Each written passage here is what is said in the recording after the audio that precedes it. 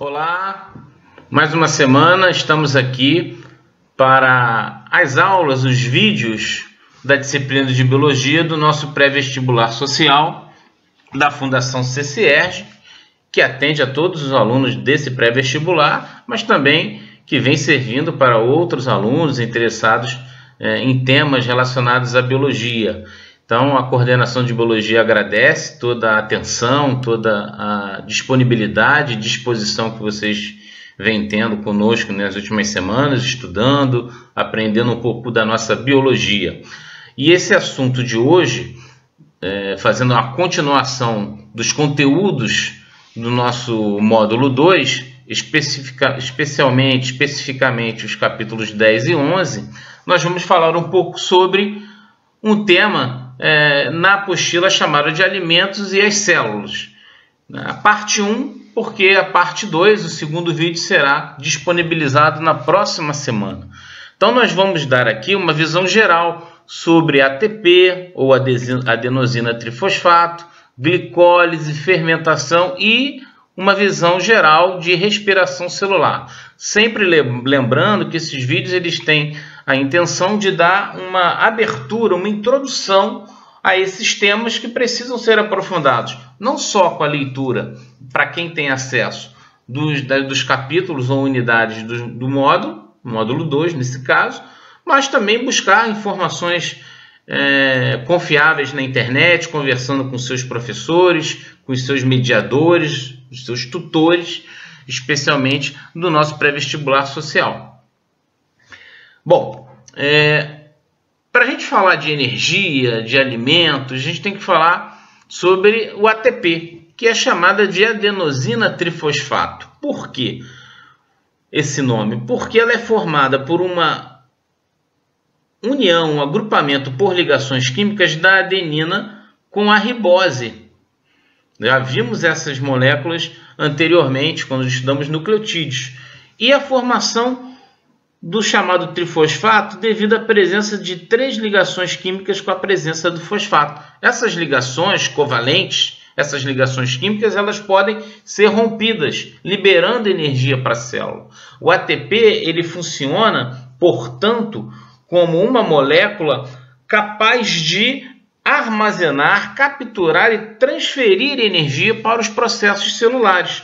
Na física, a gente fala que a energia é a capacidade de realizar trabalho. Na bioquímica, na biologia e na bioquímica, nós podemos dizer que a energia é a capacidade de gerar mudanças nas células, fazer alterações químicas que vão ocorrer dentro da célula.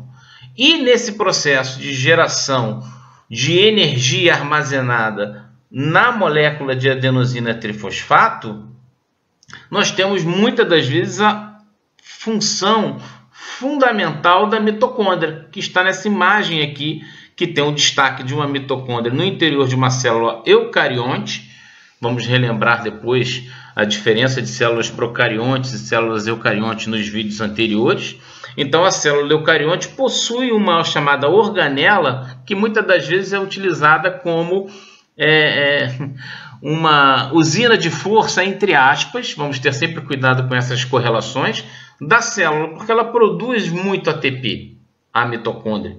A mitocôndria, nós vamos também futuramente fazer um detalhamento, mas a gente tem que saber desde já que uma mitocôndria é formada por uma dupla membrana, que a membrana interna faz invaginações, estão representadas aqui nessa microfotografia. Existem as chamadas cristas mitocondriais e a matriz mitocondrial. E no interior da mitocôndria ocorrem etapas fundamentais da chamada respiração celular. Porque quando ocorre a produção de ATP dentro das mitocôndrias, nós temos o uso do oxigênio molecular, o O2. Então, esse processo chamado de respiração celular ocorre grande parte dentro das mitocôndrias com consumo de oxigênio molecular. Então, o ATP ele é produzido, gerado a partir dos processos de respiração celular, fermentação, que a gente vai ver no próximo slide, e é disponibilizada essa energia a partir do momento que essa molécula de glicose ela é hidrolisada, As reações químicas ocorrendo a hidrólise.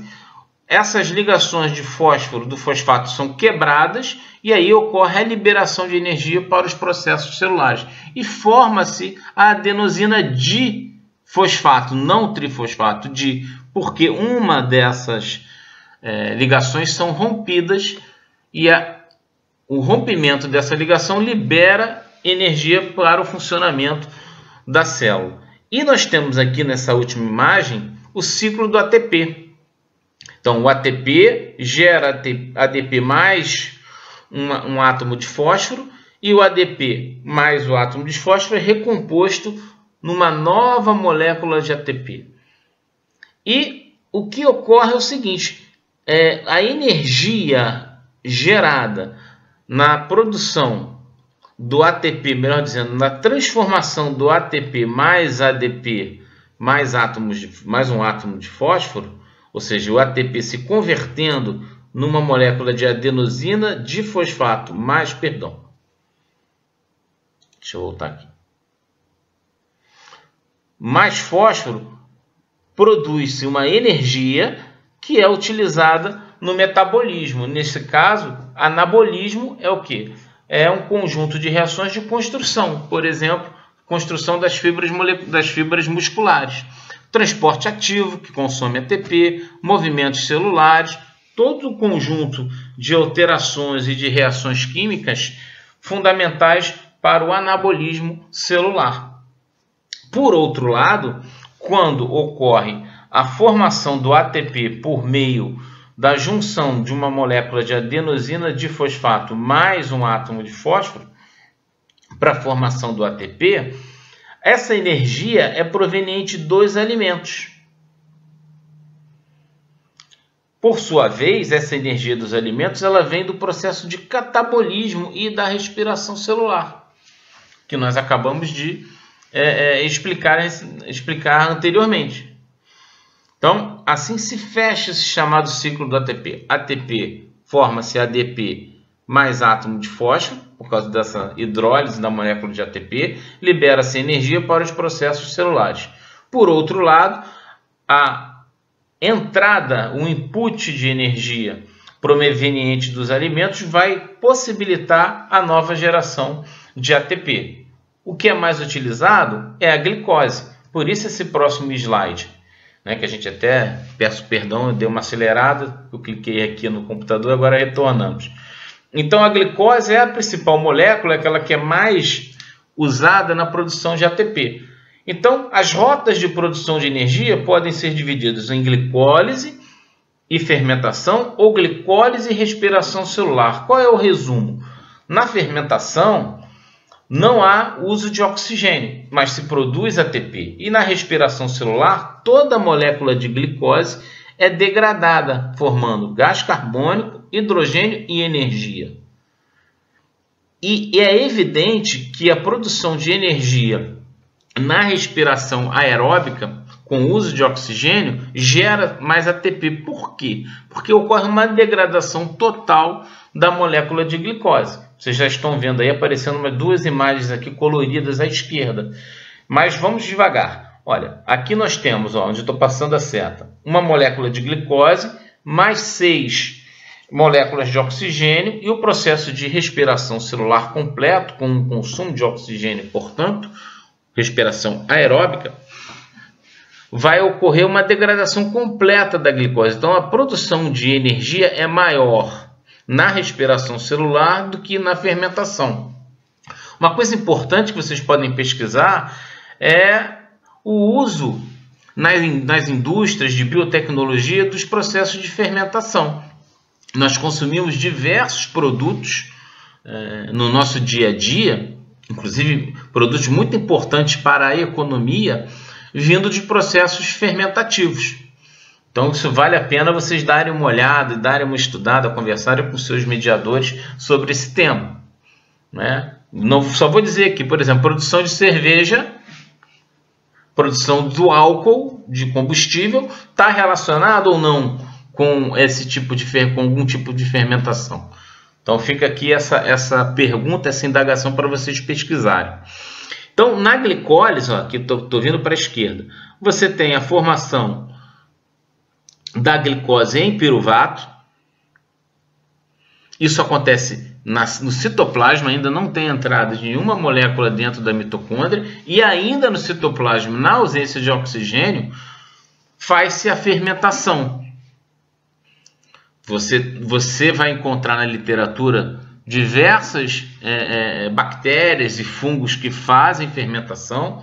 Células musculares podem fazer fermentação. Quando você faz muito exercício, não está muito acostumado a fazer exercício, começa a ir para uma academia ou correr, ou quando os jogadores, os atletas, voltando agora da pandemia, começaram a jogar, tem muita cãibra, tem a ver com o processo fermentativo, porque consome-se todo o oxigênio e as células musculares começam a fazer fermentação. E aí produz-se uma substância tóxica para as células musculares, para o músculo, e aí o indivíduo fica com dores musculares, tem cãibra e etc. São aqueles sintomas de um consumo total de oxigênio, que o músculo começa a produzir energia por meio de processos fermentativos. Então, células humanas, por exemplo, fazem também fermentação sobre determinadas circunstâncias. Isso também é interessante vocês conversarem e aprofundarem com os seus mediadores. Tem muita coisa interessante que é usada em provas de vestibular e de Enem relacionada a esses processos de fermentação, não só para a área industrial, para o uso industrial, de consumo de produtos alimentares que nós adquirimos no nosso cotidiano, como também metabolicamente. No metabolismo, o que é o metabolismo? É o conjunto de reações químicas que ocorrem no nosso organismo, por exemplo, ou na célula. Sejam reações de construção, chamado de anabolismo, ou reações que fazem degradação de substâncias, o chamado catabolismo. Na fermentação, nós não temos a presença de oxigênio.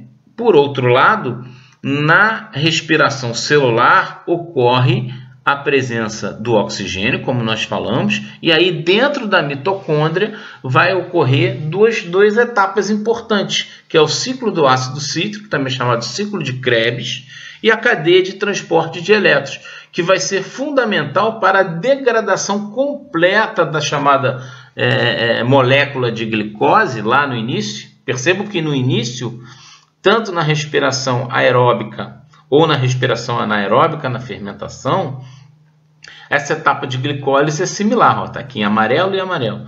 Mas, com a presença de oxigênio, ocorre um prosseguimento, eu vou dizer assim, de degradação das moléculas de piruvato. E aí você tem uma produção muito maior de energia. Muitas dessas informações estão complementares também no módulo, na unidade 10 e na unidade 11, como também outras fontes da literatura. Vocês podem fazer boas pesquisas aí no Google, conversar com seus professores, seus mediadores, para aprofundar esses conhecimentos. Então, percebam que na fermentação alcoólica ou na fermentação lática, que são as mais conhecidas e estudadas, há produção de ATP, mas há uma produção menor de ATP. Não estou falando quantos ATPs são produzidos aqui. Tá? Isso aí a gente vai conseguir ver no aprofundamento do material. Mas na respiração celular, a produção de energia é muito maior quando a glicose vai ser decomposta, degradada a partir da presença de oxigênio. Sendo que a glicólise e a fermentação vai ocorrer fora da mitocôndria. As etapas de ciclo do ácido cítrico e cadeia de transporte de elétrons vão ocorrer dentro da mitocôndria. E aí, aquelas estruturas da mitocôndria são importantes que eu falei, a matriz mitocondrial, as cristas mitocondriais, para que ocorra a produção eficiente de ATP. Eficiente, que eu quero dizer aqui, é uma produção maior de ATP a partir de uma molécula de glicose que é disponibilizada para a produção de energia.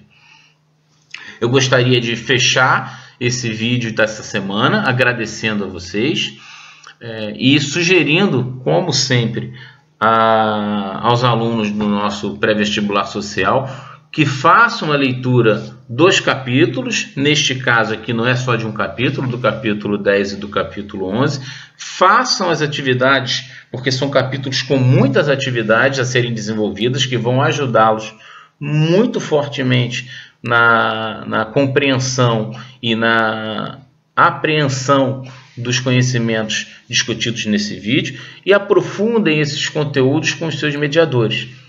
Os processos fermentativos, como eles são usados na indústria, por que realmente se produz mais energia quando você faz, quando é feita nas células uma degradação com a presença de oxigênio, com o uso das estruturas das mitocôndrias.